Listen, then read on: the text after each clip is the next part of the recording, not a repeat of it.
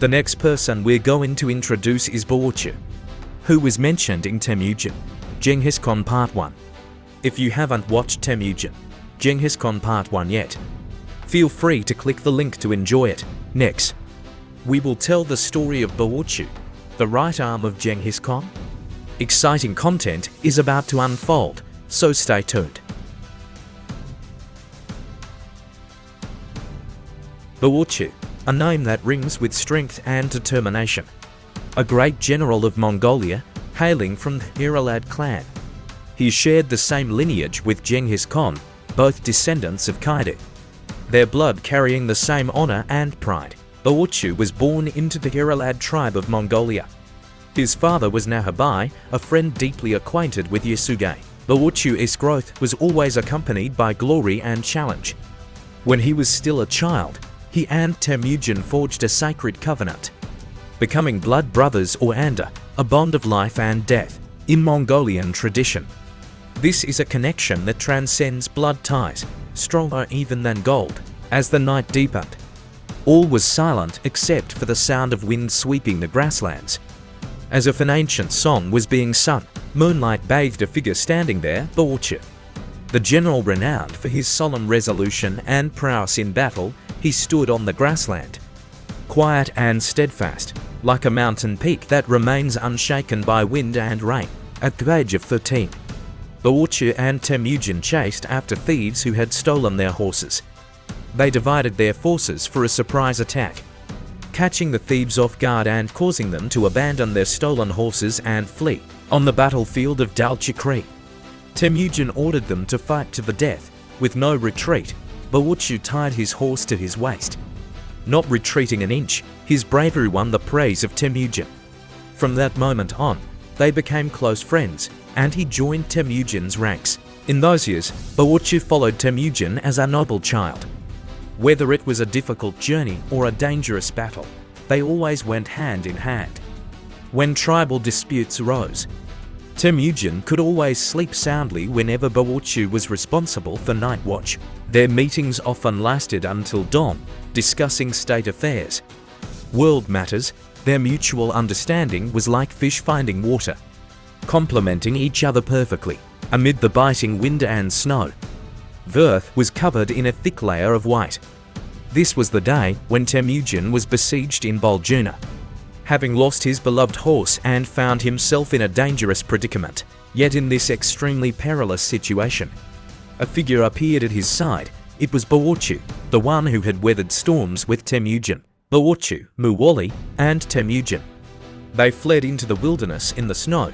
The snowfall obstructed their vision, making them unable to locate their yurt, forcing them to lie on the icy ground. Borte and Mongolian opened their fur cloaks to shield Temujin, standing there immovable until deep into the night.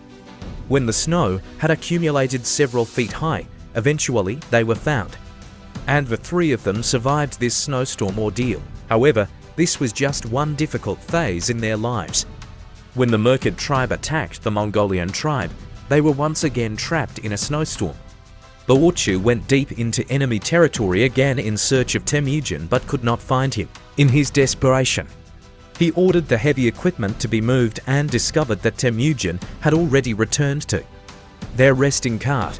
Upon hearing of Borte's return, Temujin emotionally exclaimed, "The heavens praise me too." The group escaped to the Naqo mountain, once again narrowly surviving.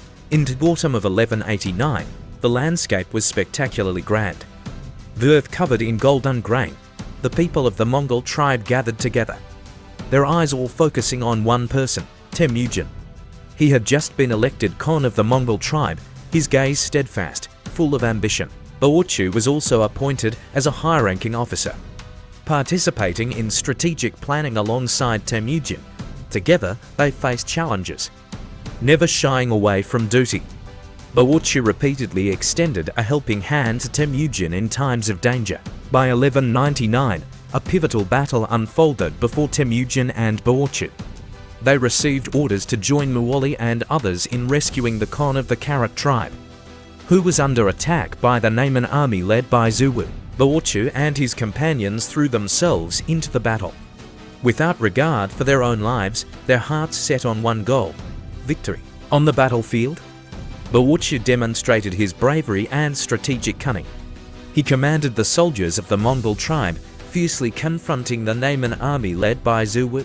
His sword danced like a dragon, his voice thundered, and his eyes shone like lamps. Eventually, they successfully defeated the Naiman army led by Zhuwu, rescuing the Khan of the Karat tribe in the winter of 1202 amidst biting winds. A fierce battle known as the Battle of Khoitan danced on the snow-covered ground. Genghis Khan led the Qaidu tribe. Their enemies were the powerful and cunning Mongolian tribes. Early in the fight, the Qaidu tribe suffered heavy losses. Genghis Khan, in the chaos of battle, was unfortunately hit by an arrow in the neck, fell from his horse, his vision and consciousness gradually blurring.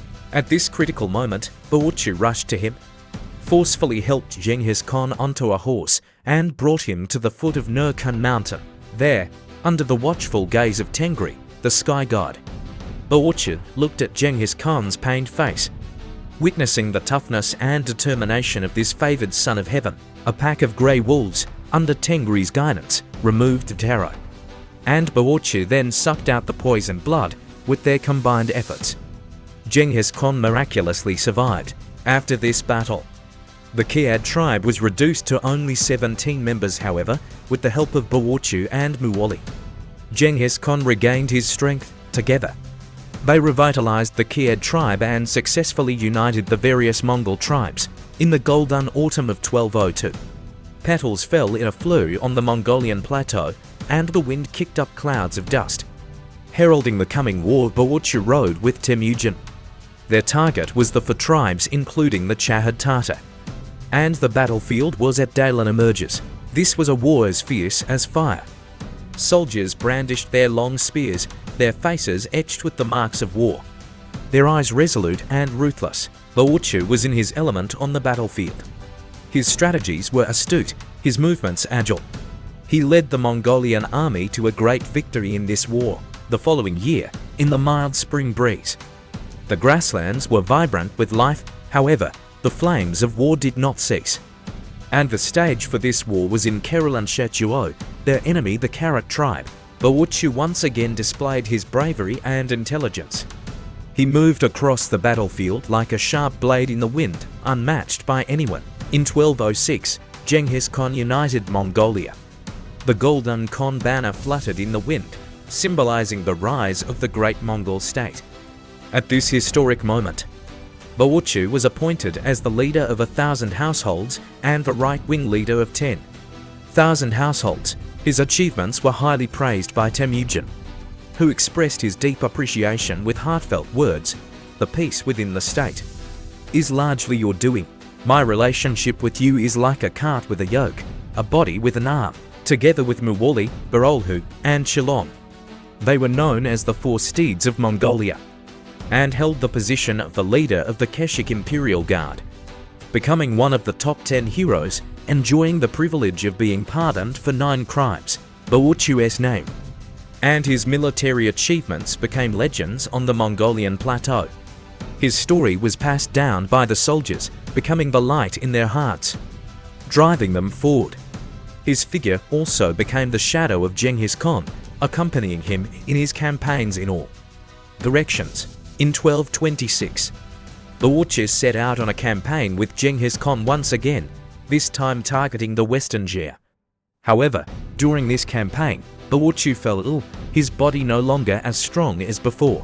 In the military camp, his life was like a burning lamp, gradually weakening. Soon after, Borte passed away in his illness. Borte, this great Mongolian general, was like a condensed history, recording the rise and glory of the Mongolian Empire.